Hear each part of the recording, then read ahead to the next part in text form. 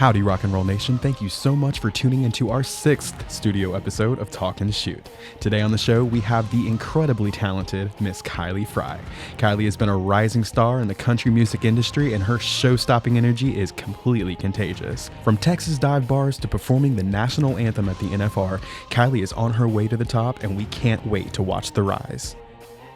This episode of Talkin Chute is brought to you by our Vintage 46 collection. I gotta tell you, I've been spending some time out at Dale Brisby's Radiator Ranch. Ever since he's released his series on Netflix, How to Be a Cowboy, Dale's been palling around in our Vintage 46 collection, and he's been nothing but smiles ever since. From the ranch to the chutes, anywhere in between, Dale's got that Vintage 46 on lock. This episode is also brought to you by our latest collaboration with West Desperado. That's right, Shaylee Ham is one of the greatest Western influencers in our industry, and she collaborated with some of our top designers to bring a product for ladies that is just unmatched anywhere. We're so excited to present these styles for you, and they're available online at rockandrolldenim.com today. So without any further ado, this is Talkin Chute. How are you, Kylie Frey? I'm good. How are you, JD? Good. It's been too long since I've seen you. It has. I know. When was the last time we saw each other? It had to have been Club 81 Billy Bob's, I think. Billy Bob's. Yeah. It was. Uh-huh. It was such a good show. Oh, that was fun. It was so much fun. What I noticed about that show is, like, of course, you had the whole rock and roll team there. You know, we had Jameson, we had like lead rock and roll denim designer there. So cool. Lead panhandle designer. And they were just gushing watching you in their like designs and in their clothing. They loved it. It was great. Oh, it was a good time. But what I also noticed is that your family was there too. Yes, they were. We grew up travel in Texas and all of that stuff. And my grandpa rodeoed with Billy Minnick, who started Billy Bob's. Yeah. And so they were really good friends. And so when they found out that I was playing Billy Bob's for the first time, they just sort of dropped everything and got hotel rooms and came. And it was such a fun time. Yeah. Yeah, that's an iconic bar. Yeah. An iconic, world's greatest honky tonk. Yeah, absolutely. I remember when I was younger, we played like a battle of the bands in a very small venue that was next to it. Yeah. It's called The Door. It was an offshoot of The Door in Dome. Nice. Yeah. That's awesome. But so I know, like, for a lot of especially country artists, like playing Billy Bob's is a landmark. How did you feel about that? It was really nerve-wracking. It was really nerve-wracking because I'm like, okay, I got to put, butts in seats and I've got to be entertaining and all of that stuff. And so it was definitely pretty daunting, like leading up to that night, but also really exciting. And I don't know, it's just an accomplishment to get to say that I get to play Billy Bob's, especially so early on in my career. Yeah. The fact that Robert just kind of rearranged the way that he does things so he could, have a place for artists my size to start out and build is just really cool. And I was really happy to be the first one to do that for him. So, yeah. It's crazy awesome. Walking through those halls, and especially you go in the green room with all those bricks and everything, and it's signed by everybody that's played there in the past. And it's just, you see Tanya Tucker, you see Garth Brooks, you see, even now you see Casey Musgraves, and just almost every artist that has some type of hold in the country music world has played Billy Bob. Sure. Yep. It's great times. So you've been busy this year. I've been busy. Yes. So tell me what 2021's been like for you this year. It's been a whirlwind. I feel like it's been just sort of like hurry up and catch up for everything that we missed out on in 2020, which has been so awesome. And it's kind of given me a whole new perspective on like, okay, it's busy, I'm tired, but like I could be sitting at home wishing I was doing this. So I'm going to choose to just like have a really good attitude about it and be really grateful for it. Yeah. So it's been a lot of shows and also trying to record in the process. This is my busiest I've ever been touring. So still like trying to figure out the ins and outs of like the everyday stuff that I normally would be doing, but standing in one place and doing that while I'm on the road, So it's just been a whole lot of learning, and it's finally starting to work for me, I feel like, after all of these years. And so it's a really good feeling, and hopefully the ball just keeps on rolling. Yeah. I've been lucky enough to see your popularity just go skyrocket this last year, especially. Sure. You've had a couple of really, really, really great singles that have gone, and I think they made Texas top charts. Yeah. We've had a couple number ones this past year. So I know Horses in Heaven. Mm-hmm. Tell me a little bit about that one, because I know that's kind of a special story for you. It is such a special story. So when my grandpa passed, I sat down with a friend of mine to write one afternoon, and he had this idea called Horses in Heaven, and I was like, nope. We're not writing that today. I don't feel like crying today. Let's write a party song. So of course we start writing, and this song is terrible. And and finally I just got so frustrated. I'm like, okay, hand me that box of tissues, get the whiskey out. Like, if we're going to do it, let's just do it. And so we wrote the song. And after I wrote that song, I really just thought that it was one of those that, like, I just needed to write that for me and just get it out, because I'm like, who's going to relate to the story of a girl and her grandpa, and horses? It's like, that's very rare. And so I'm like, no one's going to relate to this. So this is just one of those songs for me, right? Mm-hmm. And I played it out for the first time at a little bar. There was maybe like 15 people in there. And I got like 3 or 4 people like took videos and were reaching out to me after that night about that song. And I was like, wow, this is crazy, Mm-hmm. And then I played it out again, and I had the same reaction. And it was really a pivotal moment for me in my approach to what I do, because it's like, okay, well, I can really lean into the details of my life, because I find myself in the details of other people's stories. And so what's holding me back from, doing that myself? And so I recorded the song, put it out, was so proud of it, loved the track, and it ended up on my EP. And so my story with my grandpa, like, I was his favorite. Like, it wasn't a secret. Like, he told everyone. Right. And so, like, it was his dream for me to sing the national anthem at the NFR. Like, if that was like the Grand Ole Opry for him, like, he always said, like, that's where I was going to get my start, because, like, that's how Reba did it. Mm-hmm. She sang the anthem at the NFR and then got her record deal soon after that. And so, I tried to get an anthem at the NFR since I was like 8 years old. I just sort of made detours to sing at these pro rodeos to get in through the contest, and it never happened. And finally, 2020 was the year. I didn't even think that I wasn't even going to try. I was like, this year has been stressful for everyone. I'm not going to bother anyone about it.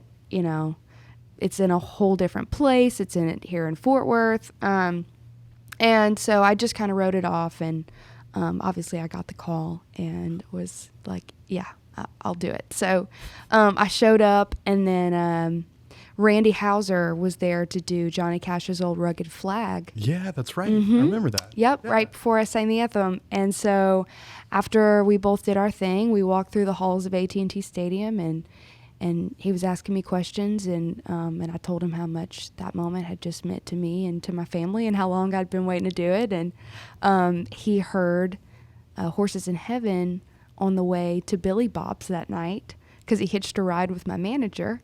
And so and he asked to hear it again after he heard it for the first time. And then a few minutes went by, and he asked to hear it for a third time. And wow. The third time he was singing along to it. And he said, I'd love to sing on this song if she'll have me. If she'll have me. Yes, I know. Isn't that great? In like true Randy fashion, just such a humble guy. And so from what I understand, my people were getting all excited, and they're like, yeah, you can take a verse. And he's like, no, this is her song. He's like, I just want to, if I can help it out or elevate it in any way, I want to do that. He's like, but I don't want to take away from the song. This is her story. And so, yeah, so we ended up taking that recording of it and adding his voice to it, and that's what we sent to radio, and got a nice #1 in Texas radio. Sure did. It. Yeah. Mm-hmm. Oh man, I remember like all of this, the story that you just told. I'm thinking back, like flashback of seeing you, at the NFR. Yep. And then, which was amazing. I couldn't, just like you said, I couldn't imagine how great it was for you and your family. Sure. But then I think my biggest moment was like, oh, wow, that's a star, was the American. Oh, yeah. So funny story about that. Okay, tell me. The day you were performing, I was on the stage, like sitting on the side of the stage filming you for a little bit. And I remember you in our rock and roll denim romper. Yes. And your hat. Yep. And literally seconds after, I was like, yeah, that's great. I got a good 30 seconds of Kylie. I'm going to throw that in the montage. Yeah. Perfect. I go off the side of the stage, and a gentleman from the Cowboy Channel, he's actually a good friend of mine. His name's Sean. He comes up. He's like, you're not supposed to be here. I was like, what do you mean? He's like, all the media's on the other side. You can't be here. This is just for performers. I'm like, oh, I'm sorry. I broke the rules and I didn't mean to, but quickly went back, found EJ, and then I got all my gear together and went to the other side. But I was so happy that you came around the side and I got to catch you and just wave at you. Yeah. Because I saw you, and then I saw, like, I mean, that's 100,000 capacity stadium. Sure. And there wasn't 100,000 people there, but there was a lot of people there. Sure. And I got to see you do your thing. And like, it's great watching you relate to a crowd, but watching you relate to a crowd that big, that was something special for me. Thank you. That's awesome. That is really cool. That makes me feel good. Yeah, well, you have a way with the crowd. I remember Calf Fry this year. That was the first music festival I'd been back to since COVID and everything that happened. And of course, there was like 2,000 people. Yeah, it was insane. Yeah. 2 days of just craziness. But I remember your set, and the greatest part of your set is like you had a big pit. Everybody was really digging you. You had people singing back to you. But if you go back probably like 30 feet of people, that was where all the pits were. But the pits weren't mosh pits. They were people dancing. Yeah. They were dancing to your stuff. It's such a compliment when people dance. It is such a compliment, and it makes it so fun for me up there. Like, okay, I'm doing my job, and I'm making people want to move and get their minds off of whatever's going on in their life, and that's always really fun. Yeah, it's like a 30 minutes that you have to just kind of distract everybody, and you're all living in that song that you're playing. Yes. Yep. And you have a very good stage presence when it comes to communicating with your fans. So how important is it to you to like make that connection when you are playing to a group like that? It's super important. It's hard. It's difficult. And it's my main goal when I'm up there. And it was really interesting. Just coming out of the pandemic, there was one show that I played, and it was like one of my first shows back, and it was a live stream. And I got there, and they were like, hey, so we actually have a crowd for you. And I'm like, what? I've been playing a Facebook Live for a year. I get to sing for people? And so there was this crowd, and they were really offset, and they were far back, and they all had masks on. And so I was playing this thing, and I couldn't tell if I was the best thing in their mind since Jesus, or if they hated me and they wished that they had tomatoes to chunk at me. I couldn't tell any emotion, right? And it really bothered me. But I had a really great conversation with my manager after that, and he was like, Kylie, he was like, you just get up there and you be yourself and you do your thing. And he's like, just do your best to connect with people, but also at the same time, like, some people are going to get it and some people won't. And he's like, but the ones that do, they're going to come back next time, and they're going to bring their friends that are also going to get it. And he's like, you're not going to be everyone's cup of tea. He's like, so you might as well just be yourself and own it fully. And whoever jumps on the bandwagon, then great, Yeah. So yeah, it's really interesting trying to relate to a crowd, because it's like meeting strangers. You're going to have a really great connection with someone right off the bat sometimes, and you're not going to have anything in common with the next person. So it's that way with large groups of people as well, and it's very intimidating. It is. But it's also fun. So much fun. It's like you have to, in your mind, like you have to make them one being. Sure. Like they have to be, the crowd is one audience. Yes. But it's harder to gauge the emotions of 2,000 people than it is just one person right in front. Yeah, absolutely. Especially when they're not always like talking back to you, right. It's like you're having a conversation with you. And I'm so not that way. Like, I can't really talk to the wall. Like, I definitely feed off of other people. So yeah, it's really interesting to be up there, to say the least. But at the same time, I've told people for forever, since I first got my first dose of it, the feeling that you get of being on stage and seeing people react to what you're doing, that's a feeling that if you could bottle it up, you could sell it for $1 million. Yeah, absolutely. There's nothing in the world like that. Yeah. Yeah. I think that's why we do it. Yeah, you're absolutely right. But going back to just Horses in Heaven real quick. Sure.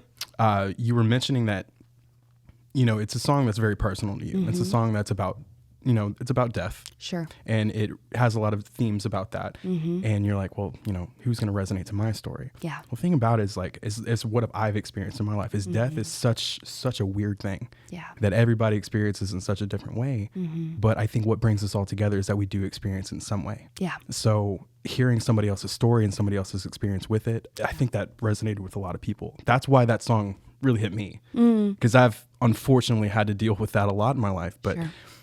I've always found comfort in understanding that you're not alone. Yeah. It's not something that you have to go through alone. Yeah, absolutely. That's why that song's Amen. really special to me. Oh, very cool. Loved it. No one's ever put it in those words. Yeah. It means a lot. It meant a lot to me. Yeah. Just want to let you know that. Thank you. Yeah. Thank you. But another one of my favorite songs, I Do Thing. That was the first one. Yeah. Oh, this is the first one I ever heard. Yeah. I'll probably try to leak it in underneath right here so cool. you can hear what you awesome. have a rhythm on it. Yeah. Tell me about that one. So I actually wrote that song making fun of myself. As all of our best songs turn out. Sure. Yeah. So sure. My friend had this idea and I didn't want to write the song because I was like, I do thing. I'm like, I've never wanted to get married in my life, that's never been on the top of my list. And so I was like, well, I mean, we can write this song, but but then as I thought about it, I'm like, you know what? I always say, I'm this independent woman, whatever, blah, blah, which I am. But then I meet a nice guy and I'm like, your heart you fall head over heels and it's like all your preconceived notions just go out the window. And so, yeah, I'm just like, okay, well, I'll just make fun of myself for the way that I fall in love. And yeah, it just kind of worked out. Yeah, I love that song. I feel like you do everything with a lot of intense emotion. I mean, from listening to the way that you write. Sure. Clearly. And that's another thing I wanted to bring up. You are a singer-songwriter and you write your own music. There's, especially in the country world, that's a little bit rare. It's a little bit more rare these days. Yeah. And the music that I came from, a lot of rock bands, that was something that you had to do. So you had to be a composer too. Sure. So, I mean, how is it for you kind of breaking from the norm a little bit? Because it's not just in your songwriting style. It's also the way that you perform music. You have this classic country, 90s, Reba, just a visceral country sound to you. What made you decide to use that tone and then keep pursuing that tone? Yeah, I wouldn't be an artist necessarily if I didn't write songs. I mean, it was just my outlet when I was younger. I was just I felt a lot of things as a kid and I didn't really know how to talk about them if it wasn't to my horses, and so I just started writing songs because I learned how to play guitar at a young age and I always loved to sing and that was my outlet and I just did it so I wouldn't go crazy and I kept doing it and somewhere along the line I was like, well, I probably won't make much money tying goats and I really love this thing that I've gotten into and I'm going to keep doing that. And the beginning years, just sort of right out of high school, I was playing in little dive bars and stuff and making really good cash and all of that. But even then, I never really felt like I was going to be the one to sing my songs. I always just thought I would be a songwriter. And I don't know where the switch flipped, but at some point, I just figured that I had to be the one to say what I was feeling and to be the one to sing my songs. Yeah. So I decided to step it up and and go for it. Yeah. Your songs are very personal too. Yeah. So I can imagine what it'd be like releasing that to somebody else and sure. We're gonna change it maybe a little bit. Sure. Oh, that's my story. Yeah. So you wanted to tell your story. It's hard. Yeah. Oh, yeah, it's tough. It's hard when someone else cuts a song of mine that is super personal. I mean, I write all the time, and so not everything is from the pits of my soul. Sure. So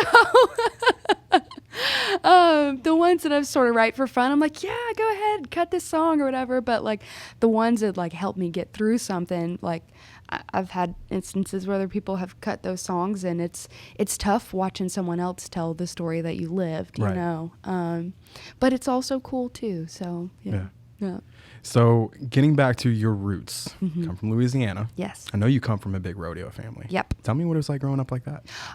So my dad never wanted us to rodeo. Really? Yeah. Naturally. Because it's a hard life. Yeah. Like, I was talking to my drummer from Cincinnati last night, and he was asking about rodeo, and he's like, man, how do these cowboys and cowgirls do it? You know, like he's like, I thought we lived rough lives as musicians, and he's like, it's got to be for like the pure love. And I'm like, yeah, you're absolutely right.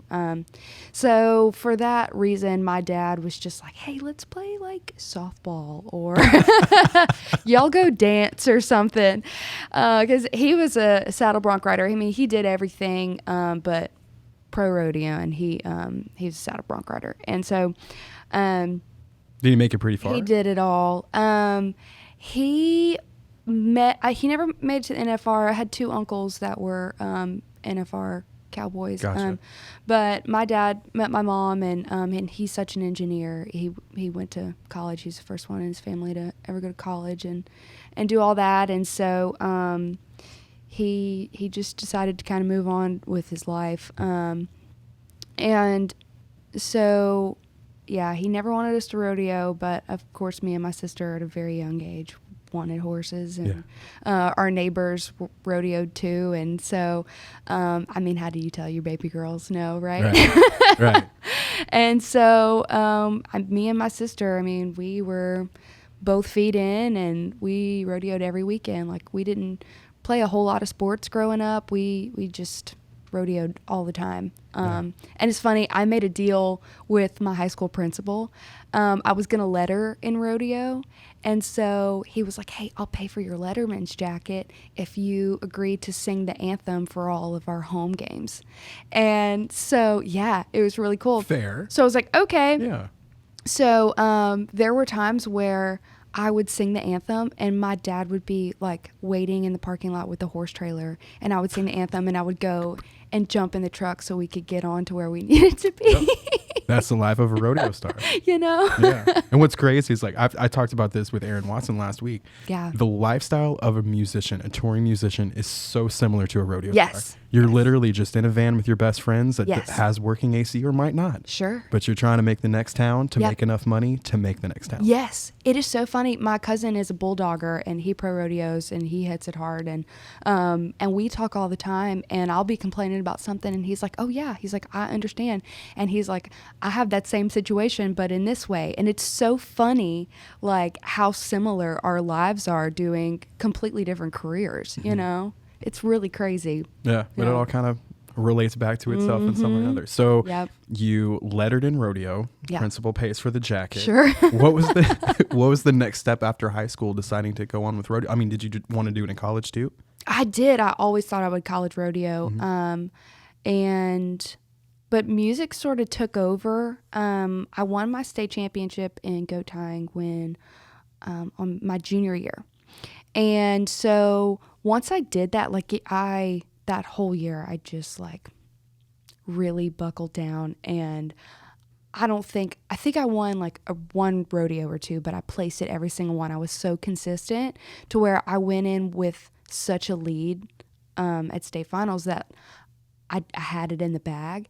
And so it was a really big accomplishment for me, because I'm not super athletic. I'm not really great under pressure. I just worked really hard for it. Yeah. And so my goals went from, goat tying to music. My heart just like really switched up after that. I won my state championship, and then I went to nationals, and then a couple weeks later, I went to a songwriters festival in Pensacola, Florida.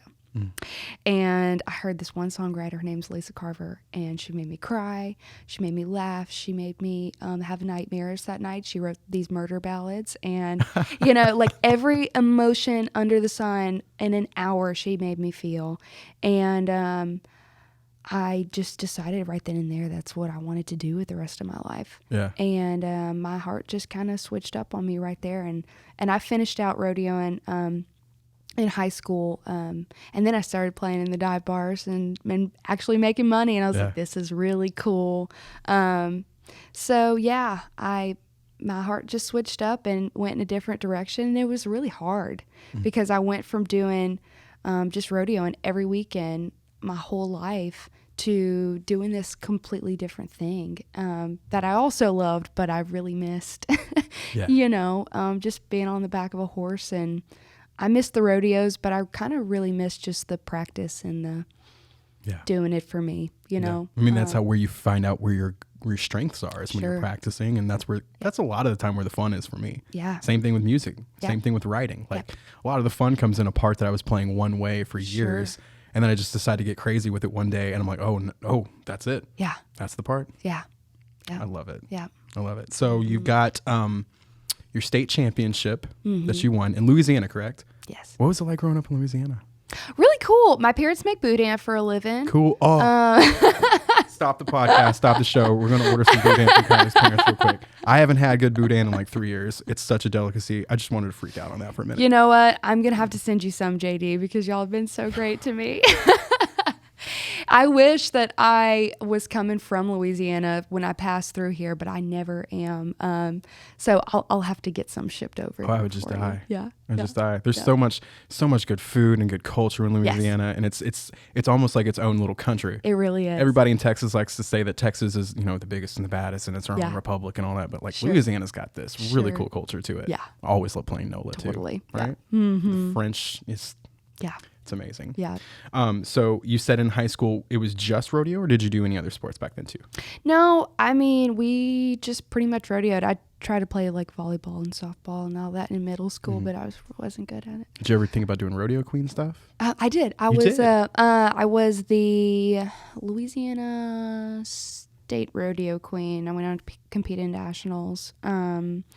And so I reigned for a year as the state queen, and did a little bit in middle school too. Really, I think that every girl in rodeo should have to go through the pageant because it teaches you so much, and rodeo queens get so much just flack for, I mean, it's a beauty contest, but there's so much more to it. Yeah. Like it really rounds you out as a person. And I mean, it teaches you interview skills, how to talk in front of a crowd. I mean, especially for me, like I was training to do this job of country music before I even realized it, Wow, crazy. It's pretty wild. Yeah. Mm-hmm. So you didn't even know it, but you were getting a crash course on how to deal with people. Uh-huh. I love that. Yeah. It's funny. I building this, I sort of I would travel with my parents, or, sometimes I would just go by myself and to these radio stations or play a show, it's just me. And there was this one time that this dude, I was in maybe like Kansas or something. And I was in my van, I was like sleeping in my van and stuff. And so I just like drove down and made a detour, saw these radio stations, and I pulled up at this place, and I called the guy. I was like, hey, I'm Kylie, I'm here. And he's like, oh, okay, I'll meet you at the door. And so he opens the door and he's like, where's the rest of your crew? And I was like, it's just me. And he was like, he just started laughing. He was like, you're kidding. I was like, no. He was like, most people have an entourage with them. He was like, you just rolled up here by yourself? I was like, yes, sir. And he's like, okay. And so I walked in and I did an interview and I crushed it and it was great. And he was like, this is so funny. He's like, I'm like pulling teeth with people. So it's just like, dude, I was a rodeo queen. Like you saddle your own horse, you do all of this stuff. Mm-hmm. Like you work your tail off, and also you have to be really good with people. Yeah. So, yeah. Did you ever have to do like extensive tours by yourself? Well, not extensive tours, but like a couple weeks or a week by yourself in a van? I've done up to I think 5 or 6 days. Wow. Just by myself out. Yeah. Wow. Uh-huh. Yeah. I've kind of gotten to a point where I try not to do it anymore because people are weird and all that stuff. Yeah. But, I was just thinking from a standpoint of how hard it is as a musician to just keep all of your stuff together. Sure. And then still have to worry about travel and then feeding yourself and sleep. And that's a lot. I really kind of thrive by myself, actually. I guess, if you're put in charge of your own to-do list, you're going to make sure it gets done. Yeah. So yeah, absolutely. That makes sense. Mm-hmm. Do you have any crazy road stories from the last year?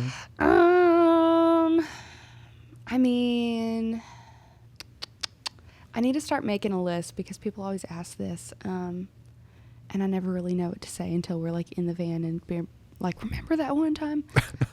We've stayed in some pretty sketchy places, so that's always fun. You know what? I don't know. It's the sketchy hotel for me. That's the one that always kind of generally brings a story out. Yeah. We're staying, the town that we're staying in tonight.